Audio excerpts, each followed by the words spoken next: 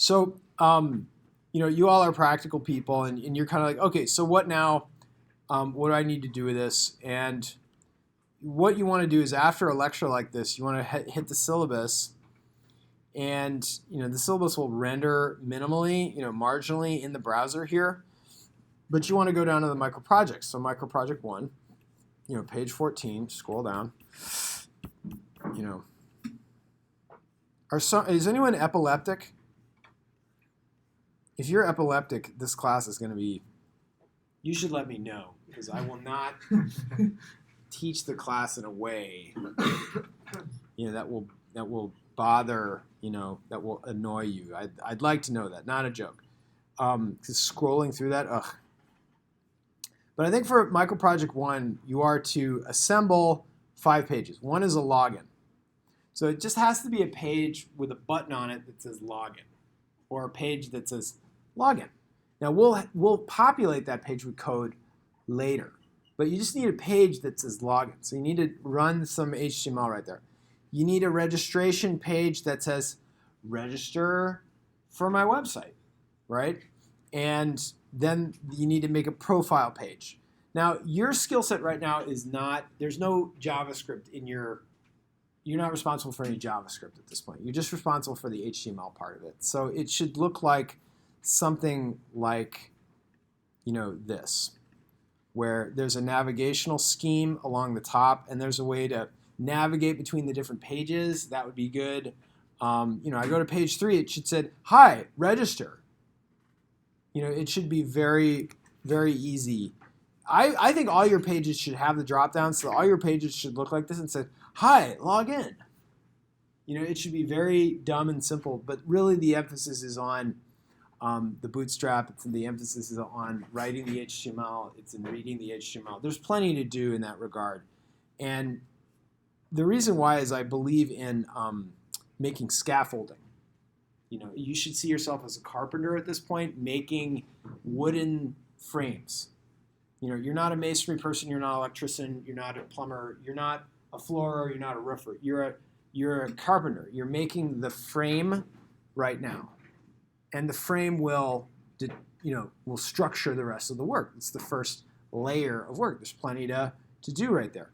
So you also need a profile page where you're going to update your details. You delete your account. There's a button that says delete, and then it should say, "Are you sure?" I don't think I've instructed you in how to make a button yet, so you don't need any buttons at this point. And then you need a page that's going to be a data table page where presumably in the future you will show off data. Like here's a good example. Like that's a data table, the jewelry, right? You can get a lot of cool stuff on Craigslist. I'm going shopping on Craigslist. So, ooh, what's that? Rolex? Are you kidding me? $500 Rolex? Oh yeah, I'm getting that. So, that's a data table. My students have to put up with me like emoting over Craigslist. So you need those components. So you need 6 pages, and I would like to see them roped together over the navigational scheme. So you need to establish a responsive framework to deliver a navigation structure, such as a navigation bar with drop-down menu items. You have that exemplified. You need footer areas on each page for your company name. There should be a footer, and you could look up, HTML5 footer tag, and footer. Let me just say this: Googling is a big part of programming, and there's no way around that. And you can go to big programmer conferences, and they're always thinking about new ways that I can integrate Google search into my daily coding. There's a lot of PhD level people who want for more searchability to be part of the programming. So I assume that when we assign something, that Google's a part of what you do. Now, let me say this: W3 Schools has the dominant search engine optimized position within most HTML searches. You can look at W3 Schools. They will get you started. But what I really recommend, what The real creme de la creme people, they go to MDN. That is Mozilla Developer Network.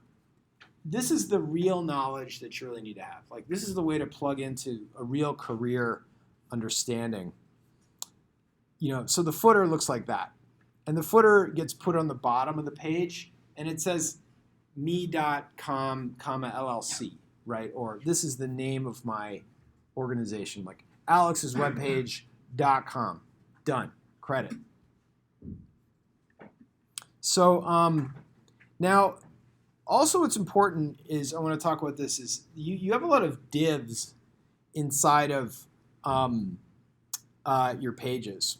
And we may need to do a separate lecture on this. But here's a really good example. This is the carousel. You can see how it kind of moves through content, much like, Ben's, they have a carousel right there.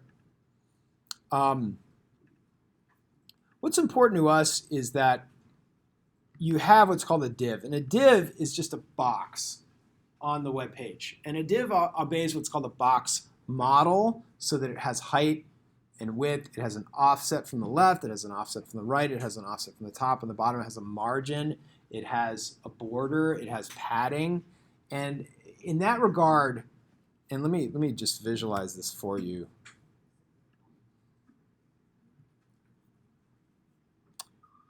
When I click upon a computed element, it has this box, and this element right here, I'm going to click. You see, it occurs within a div. Sorry, it's a little bit of a. You see that it div BD example. Oh no, don't go away. Div BD example. You can see this right here. Sorry if that's hard to see. It'll be really clear on the YouTube. But what is being done is it is a div of type BD example. That's what it says, div right here, and it says BD example. And then it has a computed dimensionality, an x by y, height by width, volume, area rather. And then right here, this is the padding and the padding, the margin, and the border surrounding. And that's what these three spaces are. Well, thank you. And so this is what a div is. It's a box. And the box and the div has a box model. So it has border, margin, position. Now, what's important to us is the div has a class. And the class comes from the CSS. Yes.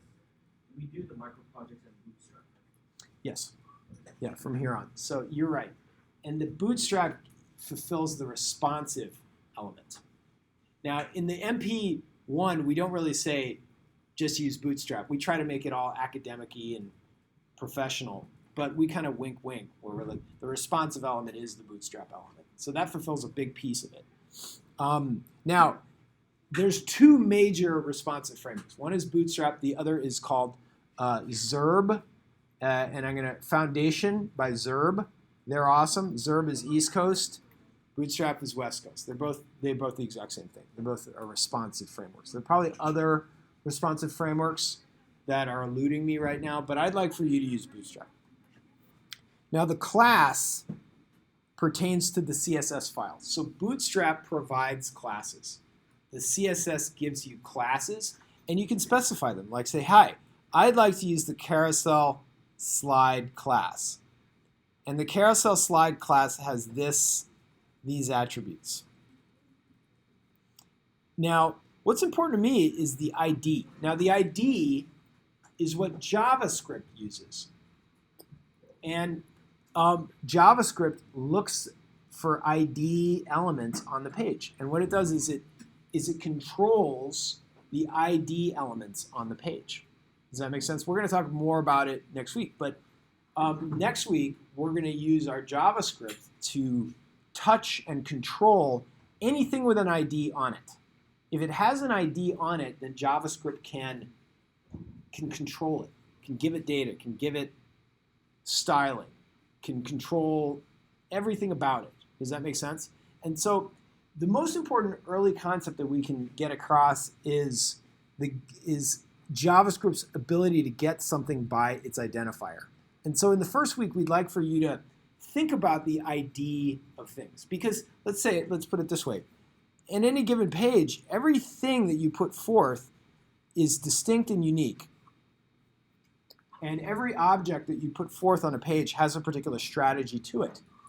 And in time, we actually want to study whether people are touching that thing and whether that thing is important and is working in the way that we want it to. But in order for us to study the effectiveness of any given page element, we must put an ID so that we can identify it and then learn from it. Does that make sense?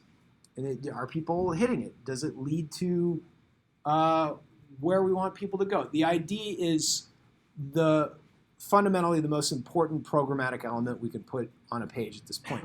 And so we want you to experiment a little bit like that. You're saying, well, I'm going to make a nav bar, and then I'm going to put an ID on it. Okay. Or I'm going to make a word, and I'm going to put an ID on it. Or I'm going to put a link on the page. I'm going to put an ID on that. I'm going to see if people touch upon that. And that's the beginning of web analytics. Is first we begin with an information architecture, and we distinctly put things, and we see if the user touches it. You think you're putting forth a design. I think you're putting forth an experiment, and you're learning something about your consumer based upon the way they touch what you put on the page. And that knowledge is what defines you as a company. That's what you know. And when you go forth, you don't say, hey, I'm Alex. I make Bitcoin payment systems. Actually, that's what you make today. 3 months from now, you say, hi, I'm Alex. I specialize in satisfying the needs of the Bitcoin demographic, a high net worth, roughly 1,000 millionaires around the world, and building software entities to assist them with their Bitcoin integration.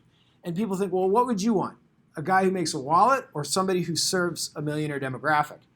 And really over time, and that's just saying, replace millionaire demographic. It could be migrants from Italy. It could be, underserved populations. It could be the gun owners of America.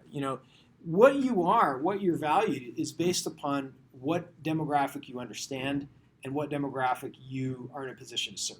And so you need to start thinking about your web property as a means to understand a group and to compile knowledge about a distinct piece of the society. And if people want to access that group, they should visit with you. That's ultimately what you can do. The way that you address that group will change over time.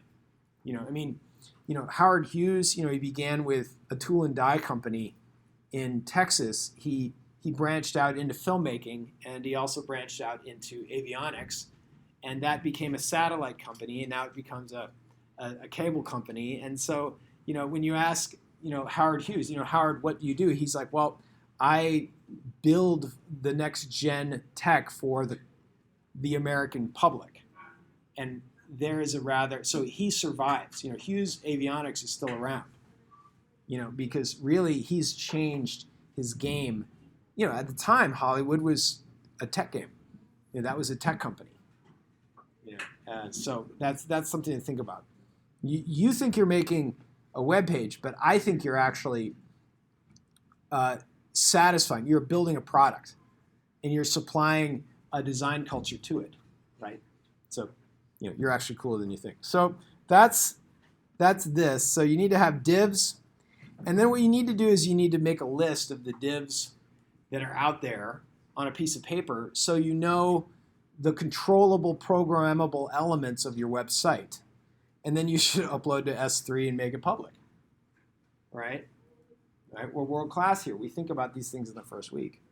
So anyhow, I'll go over this as you need it to be done, but I just wanted to put it out there on YouTube so that you can do it later. Thank you. Yes. So this is due next week. You should yes. but let me. Here's in reality. It's due, but it's not going to be graded. The quiz on this will be in a week. On Tuesday or Thursday? Thursday. So you'll be assessed on your understanding on these things. The HTML, some other stuff. the stuff that's in the YouTube. You'll be quizzed on that. But if you bomb the quiz, then your micro project is due 5 days later. So if you think about that, your micro project is viewable within 12 days of today. Okay, so that's one way to hedge against quiz failure, right? Most of you will not need that. Most of you won't even qualify. Most of you will get above 50%. So we won't even look at your micro project. Does that make sense? Most of you will. The average on these is in the 80s. For the accounts, do you need like a database? Well, you'll need an S3 account.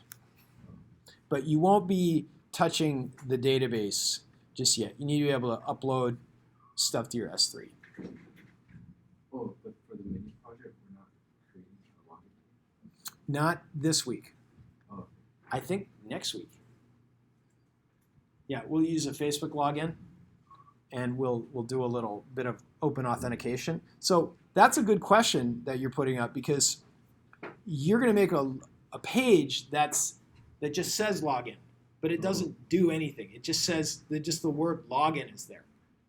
Yeah, and we'll build in a login workflow into that page. But I want you to have the scaffolding, the wireframe there, so that okay, I'm going to put this login code on this pre-built page that you put time in learning the HTML, like the navigational structure. That's something, and we all need to do that when we first build up a page.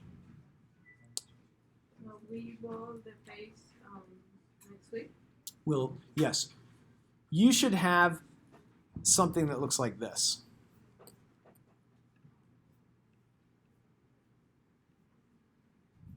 Dun-dun-dun. Where's my page?